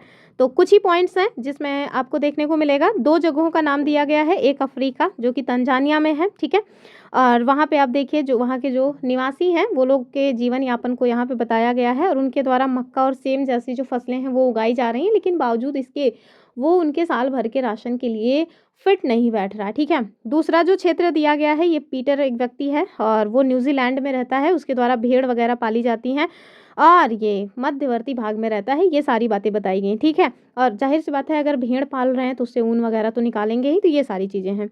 और इनके द्वारा जैविक कृषि के द्वारा सब्जियां भी उगाई जाती हैं, यानी कि बहुत ज़्यादा केमिकल फ्री जो सब्जियां हैं वो पीटर जो कि न्यूजीलैंड के हैं उनके द्वारा उगाई जा रही हैं। तो इसको आप कहानी खुद पढ़ना, हम लोग वो जानेंगे जो हमारे एग्ज़ाम के लिहाज से इम्पोर्टेंट है। देखिए, कह रहे हैं कि विश्व की जो 90% जनसंख्या है ना, ये भूमि के केवल और केवल 30% भाग पर ही रहती है।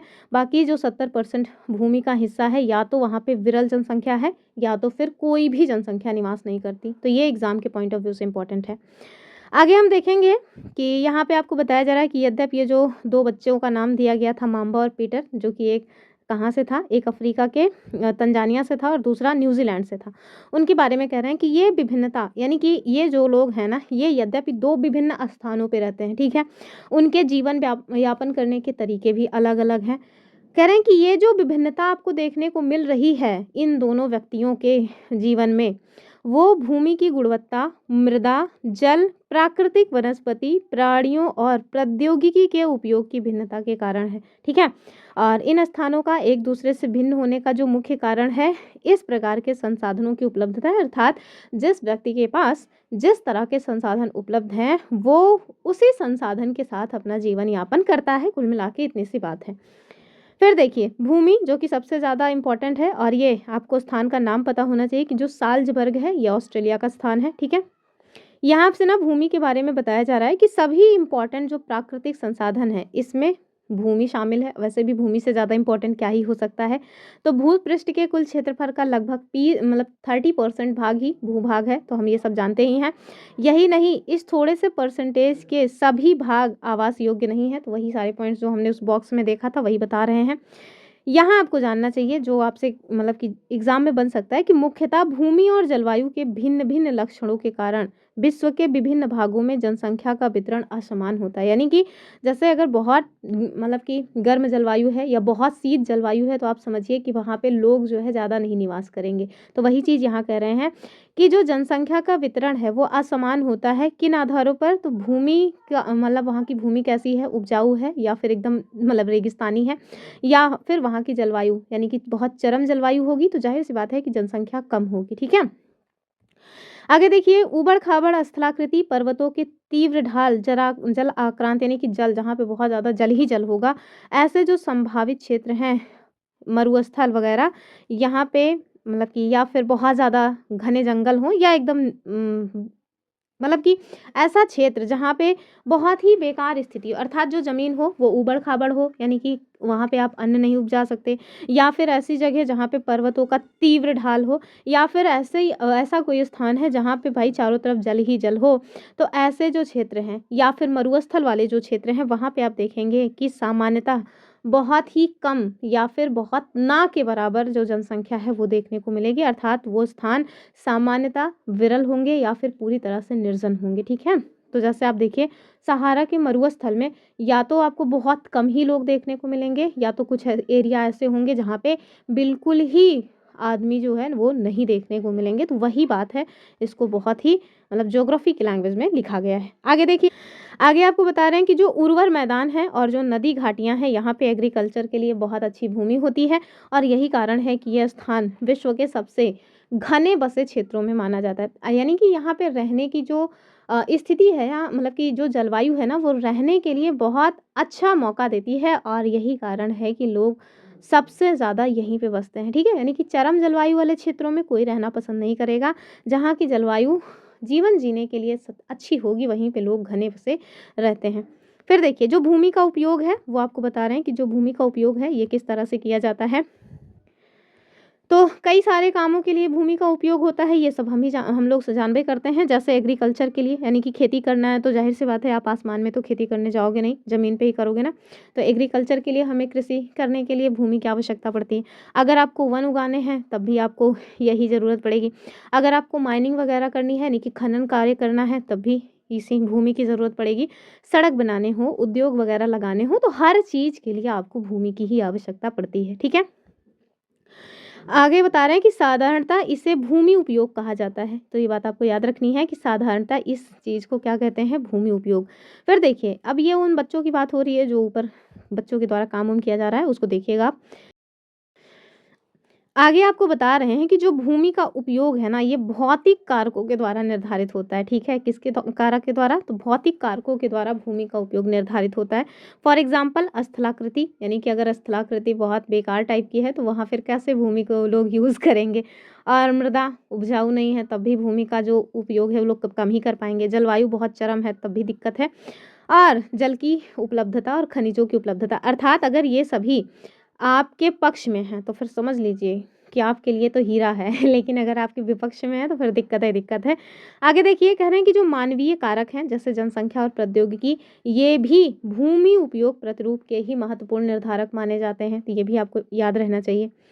यहाँ आपको बता रहे हैं कि स्वामित्व के आधार पर जो भूमि है वो दो प्रकार की होती है। एक तो निजी भूमि जैसे हमारी आपकी भूमि, और दूसरी सार्वजनिक भूमि जिसे हम लोग गवर्नमेंट प्रॉपर्टी कह देते हैं, या फिर ऐसी भूमि जो पूरे समुदाय की हो जिसको सारे लोग यूज़ कर सकें। फिर देखिए आगे आपको बता रहे हैं कि ये जो सामान्य रूप से आपको समुदाय वाली भूमि होती है वो कौन सी मिलेंगी। तो वही जैसे चारा, मतलब चारा इट मीन्स जानवरों को आप चराने के लिए ले जा रहे हैं, या फिर वहाँ पे ऐसे कुछ फल वगैरह हैं, नट या औषधि जड़ी बूटियाँ हैं, तो वो सब जो सामुदायिक भूमि है वहाँ पे मिल जाती हैं और आप उनको ले आकर के यूज़ करेंगे तो ऐसा नहीं है कि आपको कोई रोकेगा कुछ नहीं, ठीक है। अब देखिए जैसे बहुत सारे ना जंगल आपको देखने को मिलते हैं जो सामुदायिक जंगल हैं, उसमें जो भी जड़ी-बूटियाँ हैं उसको आप जा कर के आराम से निकाल के ले आकर के घर में यूज़ कर सकते हैं। कह रहे हैं कि इस सामुदायिक भूमि को क्या कहा जाता है? साझा संपत्ति संसाधन कहते हैं, तो याद रखना है आपको। आगे देखिए, कह रहे हैं जनसंख्या और उसकी माँग सदैव बढ़ती रहती है, लेकिन भूमि जो है वो एकदम कम है। अर्थात भूमि नहीं बढ़ती है, बस जनसंख्या बढ़ती है और भूमि की डिमांड बढ़ती है। फिर देखिए, कह रहे हैं वर्तमान में कृषि और निर्माण संबंधी जो गतिविधियाँ हैं, ये इतना ज़्यादा फैल गई हैं कि इसके कारण निम्नीकरण, भूस्खलन और मृदा अपरदन, मरुस्थलीकरण जैसे जो खतरे हैं वो पर्यावरण के सामने, अर्थात जो भूमि है वो अनुर्वर होती जा रही है, मरुस्थल बनती जा रही है, मिट्टी का बहुत कटाव हो रहा है। जब आप पेड़ों को काट देंगे तो मिट्टी का कटाव होगा ही, ठीक है? और जो लैंडस्लाइड जैसी घटनाएँ हैं, ये सारी घटनाएँ आपको बहुत ही ज़्यादा मात्रा में देखने को मिल रही हैं।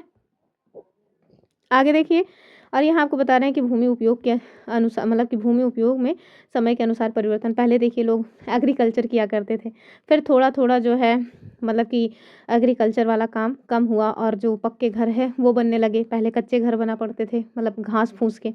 फिर उसके बाद देख रहे हैं एकदम शहरीकरण, और आज मतलब पूरी तरह से एकदम मेगा सिटी बन गया है, नगरीकरण इस तरह से हुआ है।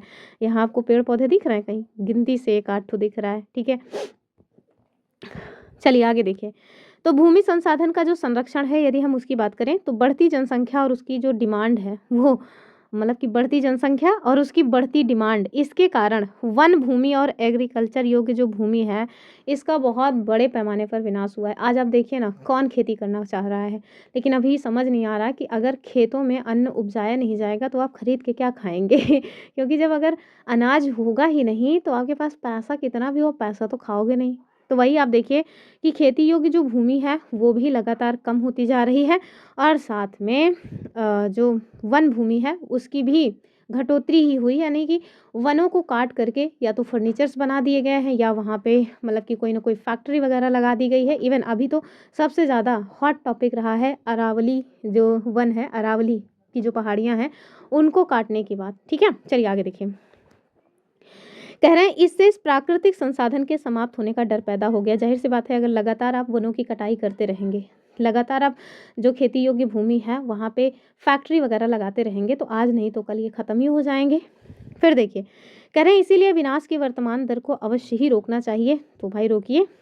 वन रोपण, भूमि उद्धार, रासायनिक कीटनाशक और उर्वरकों के विनियमित उपयोग और अतिचारण पर रोक, ये सारे काम करके आप भूमि संरक्षण के लिए कुछ कर सकते हैं। अर्थात बहुत ज़्यादा पशुओं को चरने के लिए मत ले जाएँ, क्योंकि जो पशु है ना वो चुन-चुन के घास को निकालते हैं, जिससे ठीक मतलब नहीं होता है, वो मिट्टी के कटाव को करने में बढ़ावा देते हैं। और अगर आप बहुत ज़्यादा केमिकल डाल रहे हैं, बहुत ज़्यादा पेस्टिसाइड्स डाल रहे हैं खेतों में, तो ये भी मतलब कि ठीक नहीं है।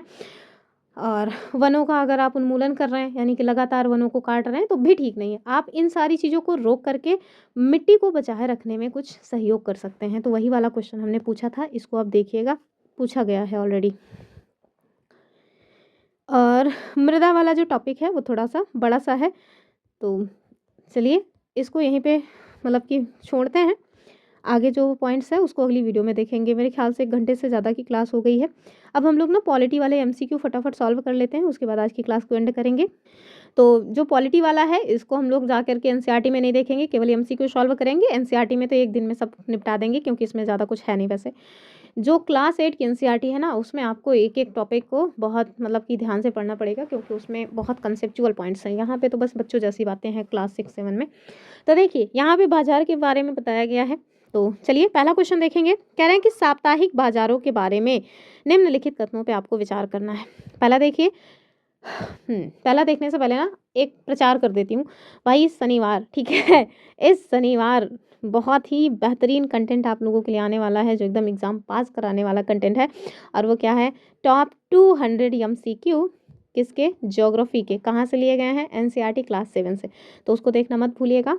शाम 6 बजे ही इस सैटरडे को क्लास होगी, तो उसको अगर आप स्किप करेंगे तो समझ लीजिए आपने बहुत बड़ा पॉइंट मिस कर दिया, ठीक है? चलिए, और उसमें ना हर एक चैप्टर से हमने क्वेश्चंस बनाए हुए हैं जो एग्जाम के पॉइंट ऑफ व्यू से इंपॉर्टेंट हैं। कुछ क्वेश्चंस ऐसे भी हैं जो पहले ही पूछे जा चुके हैं, तो इस वजह से उस क्लास को बिल्कुल भी मिस मत करिएगा, और जितना ज़्यादा से ज़्यादा हो सके लोगों को भी बता दीजिए कि इस शनिवार धमाका होने वाला है जुनून पढ़ाई का चैनल पे, ठीक है? चलिए, तो पहला जो है वो क्या कह रहे हैं कि इन बाज़ारों में पक्की दुकानें नहीं होती हैं, और दूसरा व्यापारी मतलब कि सरकार को किराया और बिजली का बिल देते हैं। तो बताइए, जो साप्ताहिक बाज़ार हैं, क्या वो व्यापारी सरकार को किराया और बिजली का बिल देते हैं?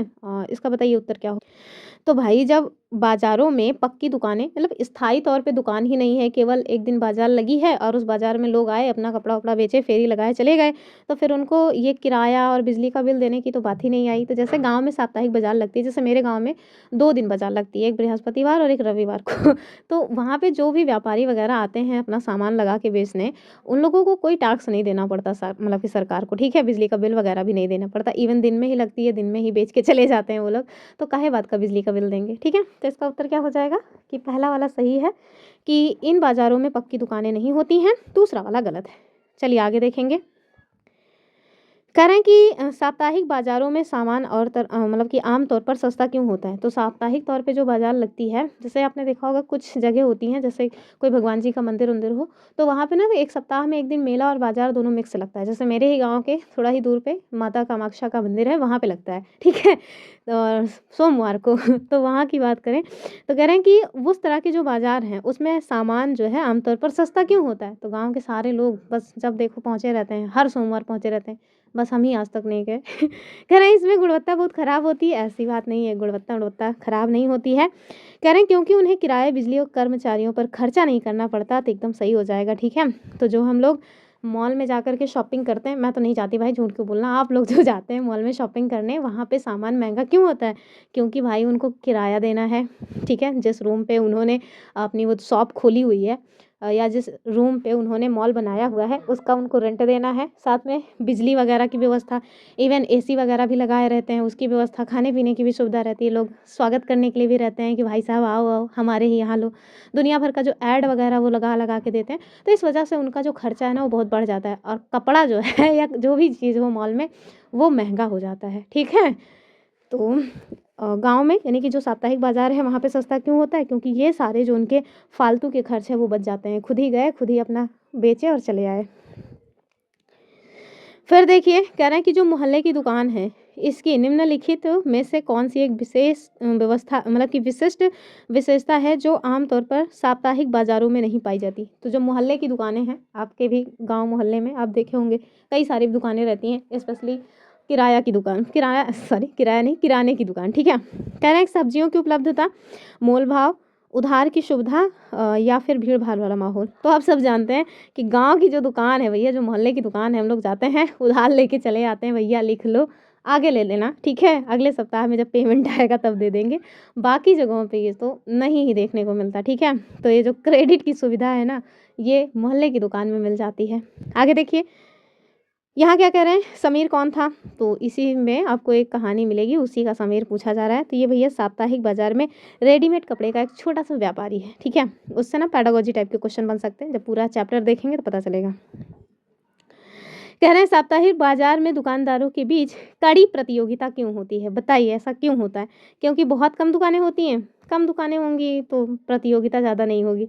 कह रहे हैं क्योंकि वे अलग-अलग प्रकार के उत्पाद बेचते हैं, तो अलग-अलग प्रकार के उत्पाद बेचते हैं तब भी प्रतियोगिता उतनी ना होती। कह रहे हैं क्योंकि वो एक ही तरह का सामान बेचने वाली कई दुकानें होती हैं। हाँ, इसी वजह से प्रतियोगिता होती है, जब एक ही सामान को बेचने वाले कई सारे लोग होंगे, तब तो फिर भैया प्रतियोगिता होगी। जैसे एक ही एग्ज़ाम को बहुत सारे लोग क्लियर करना चाहते हैं, इसी वजह से देखिए कॉम्पिटिशन कितना टफ हो जाता है, ठीक है? उत्तर क्या हो जाएगा? Option C. फिर देखिए क्वेश्चन नंबर 6 आपसे क्या कर रहे हैं, तो हिंदी इंग्लिश में थोड़ा सा दिक्कत हो रही है, छोटा लिखना पड़ रहा है। कह रहे हैं कि निम्नलिखित कथनों पर विचार करना है, ए और आर है। पहला देखिए कि लोग अपनी रोज़मर्रा की ज़रूरतों के लिए साप्ताहिक बाज़ारों में जाना पसंद करते हैं। अच्छा, कह रहे हैं लगभग सभी सामान जैसे सब्जियाँ, किराना, कपड़े और बर्तन एक ही जगह पर मिल जाते हैं। कहीं न कहीं दोनों बातें सही हैं, कथन भी सही है, कारण भी सही है। कारण जो है वो कथन की व्याख्या भी कर रहा है। फिर इसमें ना सुजाता और कविता 2 बच्चियाँ हैं, उनकी कहानी दी गई है, बच्चियाँ या महिलाएँ। सुजाता और कविता की कहानी के अनुसार मोहल्ले की दुकानें नियमित ग्राहकों के हिसाब-किताब कैसे रखती हैं, तो ये बताना है। कह रहे हैं केवल कंप्यूटर बिलिंग के माध्यम से, तो केवल शब्द आ गया वैसे ही हटा दीजिए। कोई रिकॉर्ड नहीं रखा जाता, या फिर खरीदार और विक्रेता दोनों के द्वारा नोटबुक या रजिस्टर में या फिर बैंक चेक के माध्यम से। बैंक चेक कहाँ से यहाँ जाएगा, तो ये भी नहीं होगा। कोई रिकॉर्ड नहीं रखा जाता, अगर कोई रिकॉर्ड नहीं रखेंगे तो जाहिर सी बात है दिक्कत हो जाएगी ना लेन देन में। तो ये हो जाएगा कि तुम अपना लिख लेना भैया, हम अपना लिख रहे हैं, ठीक है। फिर देखिए कह रहे हैं कि मोहल्ले की जो दुकान होती है इसके बारे में कौन सा स्टेटमेंट गलत है, रॉन्ग बताना है आपको। कह रहे हैं कि वे हमारे घरों के करीब होती हैं, होती तो हैं। हम सप्ताह के किसी भी दिन वहाँ जा सकते हैं। हाँ भाई, जब मन करे तब जा सकते हो। कह रहे हैं मोहल्ले में केवल पक्की दुकानें होती हैं, सड़क किनारे स्टॉल नहीं। अब केवल आ गया, बस यही गलत हो जाएगा, ठीक है, बाकी सब ठीक है।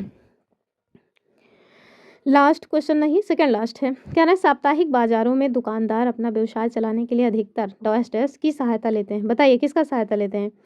क्या किराए के पेशेवर मैनेजरों का, या फिर घर के सदस्यों का, या महंगी मशीनों का, या फिर सुरक्षा गार्डों का?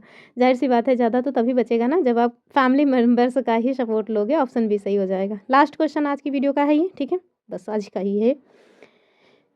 कह रहे हैं कि लोगों के पास तोल मोल करने और भाव कम करवाने का विकल्प होता है। ये स्थिति देखो तो उत्तर पहले ही दिख रहा है, सबसे अधिक कहाँ सामान्य है बताइए? तो क्या शॉपिंग मॉल में है? शॉपिंग मॉल में तो शायद फिक्स होता है, या ऑनलाइन शॉपिंग में, वहाँ भी सब फिक्स होता है। ब्रांडेड शोरूम में भी नहीं होता, साप्ताहिक बाज़ारों में होता है। बस बार्गेनिंग ही करना चाहिए। जिन महिलाओं को बार्गेनिंग करने आती है ना, वो तो दुकानदार को लूट के आ जाती है। हालांकि दुकानदार जब तक कुछ फ़ायदा नहीं मिलेगा काहे बेचेगा, फ़ायदे में ही बेचता है। लेकिन आप देखो 600 का सामान 250 में लेना, ये जो बार्गेनिंग करने वाले लोग हैं उनका सबसे बड़ा क्वालिटी है, उनका सबसे बड़ी मतलब सबसे बड़ा गुण होता है, जो कि हम नहीं कर पाते। हमको तो बहुत ख़राब लग जाता है, जाने दो यार, दुआरे दुआरे बेचारा बेचता है। हम तो इसमें रह जाते हैं, लुटा जाते हैं। चलिए फ़िलहाल के लिए आज ही मतलब आज के लिए इतना ही। आई होप आपने कुछ नया जाना समझा होगा, और नया जाना समझा है तो वीडियो को लाइक शेयर करना ना भूलें। चैनल को सब्सक्राइब करके रखें। फिर मिलेंगे अपनी नेक्स्ट वीडियो में, तब तक के लिए नमस्कार एंड जय हिंद।